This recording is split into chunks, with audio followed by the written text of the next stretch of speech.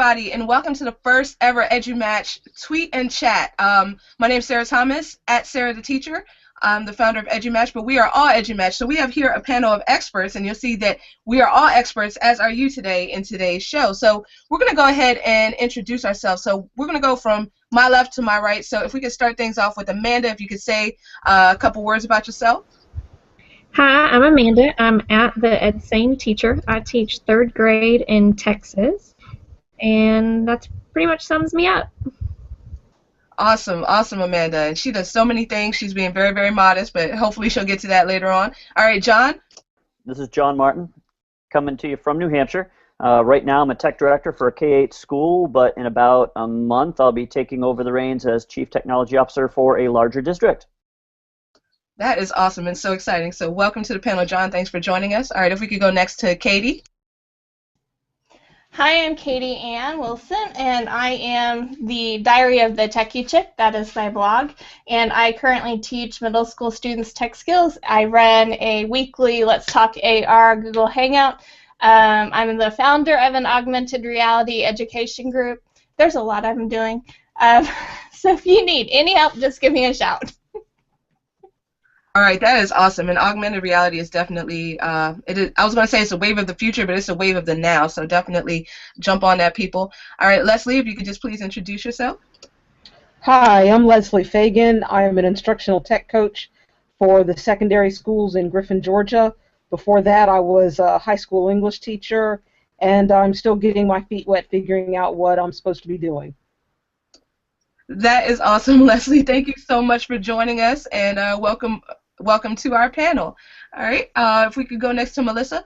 I am Melissa Eddington. I am an ESL teacher from Ohio, and I am the founder and moderator of #DubChat, which is on Monday nights at 7:30 p.m. Eastern Standard Time.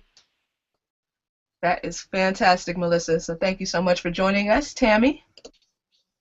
Hi, my name is Tammy Neal. I co-moderate Rural Ed Chat with John. I also co-moderate Florida Ed Chat with Dennis Dill and Celeste Clemens on Wednesday nights. Let's see, what else do I do? I'm part of the FullCirclePD.org group, and and I teach game design and computer applications at a rural school in North Florida. You definitely have your hands full. That is a lot to do. That is fantastic. Welcome, Tammy. And last but not least, we have soon-to-be birthday girl, Tara Linney. My name is Tara Linney. I'm an instructional technology coach for a K-8 district in rural Illinois. Well, not rural. We're like south of Chicago. This summer I'll be moving to Singapore to be an educational technology coach for a 4th grade team. I also am a Google certified teacher, Google education trainer, and I'm big on coding in the curriculum. The end. Fantastic, fantastic, Tara, and congratulations on that big move. It seems like a lot of people are having a lot of big things popping in their lives. Big things popping, little things stopping. It reminds me of the old Jay-Z song or somebody T.I. I don't know. But welcome to everyone on our panel, and welcome to everyone who's joining us on Twitter with the #EduMatch. Seeing it blow up right now. So that is awesome. So our topic for tonight is about how do we find the expert within? How do we find that person? Because you hear people throw around the word expert, and all of a sudden your mind might go to someone specific. But what I personally feel is that we are all experts at something. So how do we find that expert within ourselves? How do we empower that? And how do we help other people find that in themselves as well? So I'm going to go ahead and open this up to the panel. If anyone wants to go ahead and jump in on this, then just go ahead. I think that when it comes to finding that expert within, some things we're automatically an expert at. We were really good at it when we were in college and whatnot, and we've maintained that accuracy within the profession. But I think that finding the expert within requires a lot of iteration and requires like a lot of not giving up and a lot of failing so that you can better yourself as an individual and as an educator. Very nice. Amanda? I think people are hitting the nail on the head in the Twitter feed saying being a connected educator helps us to find the expert within ourselves. Someone also said knocking down the walls of your classroom. I think that was huge for me to not only connect myself but my students outside of our classroom. I think that made my kids experts in situations that they wouldn't have been just by a textbook. Fantastic. And John, what are your thoughts? All right, well, if my lower third was there, you'd see written right across the bottom, Edu-Imagineer and Experimenter. And for me, finding that piece of you really requires that you have to be comfortable enough to take risks and experiment, because if you can't experiment and if you can't find pieces, you're not going to find things where you're comfortable. You're going to start learning more about yourself when you start stepping outside of the bounds of that comfort. And for me, it's when I put myself into situations where I'm forced to have to grow into them that I found my greatest opportunities for becoming an expert. And I realized that I had some strengths that I didn't necessarily know that I had until I was forced to use them. But when I was sitting back and I was just comfortable doing what I was doing on a daily grind, that creativity, that expert, just it didn't rise. And so really you have to put yourself out there and be willing to risk a little bit of failure, but the rewards are so much greater than the little bit of pain from a small failure. Absolutely, absolutely. Tammy? I'm gonna do a little bit of a pushback here on the word failure. Sarah, you know that's my button right now. Failure is the moment in which I give up trying. And so, you know, I don't think I risk failure. I don't expect to fail. I expect to learn, and I expect to grow, and I expect that those attempts that aren't successful the first time aren't failures. So I push forward, and I encourage others to push forward and push people in front of me now to give presentations at faculty meetings, to present at ed camps, encouraging people my colleagues to go ahead and present at conferences. Come on, let's go do this. I'll do it with you this time, and I want you to do it on your own next time. And that moment when I realized other people were waiting for me to do it, and I had to step out of their way and get them to move forward. That was the moment when I realized I had expertise. Not necessarily an expert, but expertise in areas that I work at. So just keep pushing forward. Don't consider it a failure. So anyway, that's me.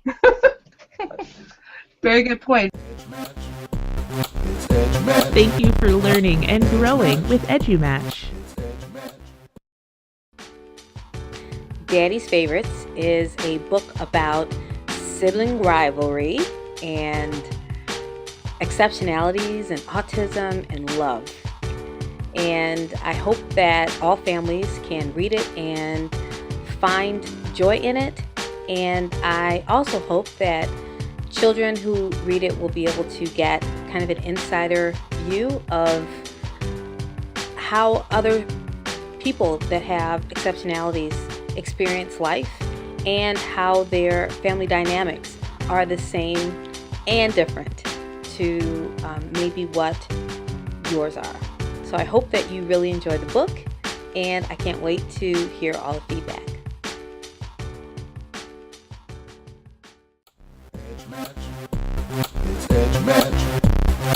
Now back to more learning on the EduMatch podcast. Let's now take it to Katie Ann. Well, I have to say you have to be very, very patient when you're learning new things and to becoming that expert and to build out that PLN. You may not get it right away.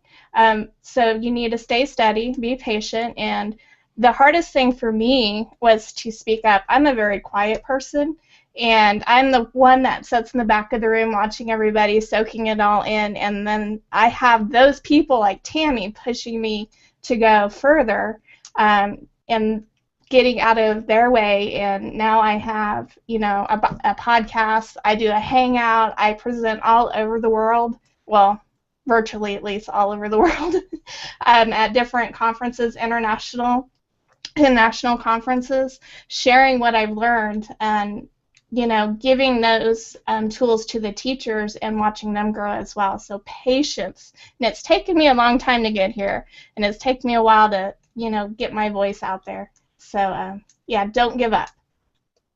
Great point, Katie, and I'm sure a lot of introverts can definitely relate to that. So, Leslie? I will agree with John. You have to be willing to go out on a ledge and risk a lot in order to find that expert. I never thought that I'd be a tech person because, well, actually my degree's in political science, but I taught English.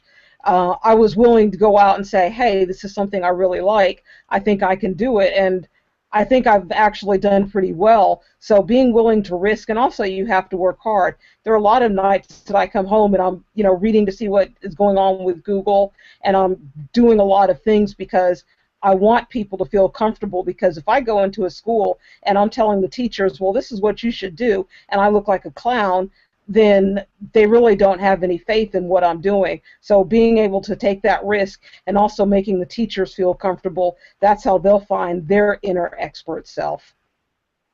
Absolutely, and I think that part about allowing teachers to take risks in a safe space, that's definitely on point.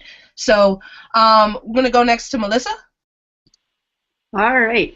I think part of empowering is to have the ability to ask questions and to not feel stupid when you're asking the questions. Like getting on the Hangout going, oh, I don't have my name at the bottom. Where did you get your name? Simple little questions lead you to leading more. And when you feel excited about something new that you've learned, you're more apt to share it with other people. And I know I'm kind of that Twitter Voxer girl in the teacher's lounge, and every time I say Voxer, I get eyes rolled and whatnot. But for me, it's opened my eyes to what other people are doing, and I think that empowers all of us. And however way we use it or take it, or I think asking those questions and not being afraid of stepping outside of that comfort zone. Absolutely. That is very, very key. Stepping outside the comfort zone is very important, and that's really our area of growth. When we start making those leaps of faith, and that's when we start to grow. There's one tweet that I wanted to actually bring attention to on here from Jenna from Critterkin. She said that empower yourselves and others by realizing it's never too much of an expert to learn from one another. Be open and ready to learn from everyone. I love that. So thank you, Jenna, for sharing that. I think that is definitely key. So, Tara, is there something that you wanted to add to that? You guys have kind of hit the nail on the head because we don't really have a lot of time, so I won't go too much into the failing part. But the way I kind of see it is like this, not to argue. But if you look at it as two separate things and you look at failing versus quitting, quitting is something that you consciously make a decision to do. So when you're going through something and it's tough and you quit, that's a conscious decision. However, if you're like me and you don't really like biology, then whenever you take the course and you fail, you have to find another approach that works. So I don't really think that failing is a bad thing. I think that quitting for the sake of quitting is. I don't think that the word failure should exist because we're all a work in progress. So if we can just petition to strike that from the dictionary, that would be awesome. But yes. We are on the same page, Tara. Okay. We really are. Fantastic. Yes, absolutely. And Tammy did share the link to her awesome blog post on the EduMatch hashtag, so be sure to check that out. That is a great read. So we have about 1 more minute left. This went by so fast, but does anybody have any closing comments that they would like to share about empowering yourself to be a leader and empowering those around you? Be a risk taker. Risk taker. Yes. Yes. Yes. Surround yourself with people who will help support you. And who won't judge you. Yep. Follow your passion and your heart. Yes. Oh, that's what I was going to say. Yeah, you should too. Great minds think alike, for sure, for sure. Oh, I think that's what we all have in common here, is every single one of us has followed our hearts. We've found those people that support us and don't judge us, and that's what we listen to. Totally. I agree. I wouldn't be doing what I'm doing now if I didn't have the people behind me and cheering me on. Absolutely. Yes, yes. A strong PLN is just amazing. So, so just, as long as we support each other and we have that positive climate for growth and where people can take those risks, then everything is A-okay. So, yes, we are all experts in something, so definitely embrace that expert in you. So it's now 6:15. I would love to thank everybody on the panel. Thank you guys so much for joining us this week. Hope to have you all back. And to those of you who are tweeting to the hashtag, thanks for the great comments, the great discussion. We will be back next week, same bad time, same bad channel for EduMatch Chat Part 2, and our topic will be what connecting has done for us personally, not just professionally, but what it has done for us personally. So everybody have a great one, and thank you guys so much for joining us. It's EduMatch. EduMatch. It's EduMatch. You're at EduMatch.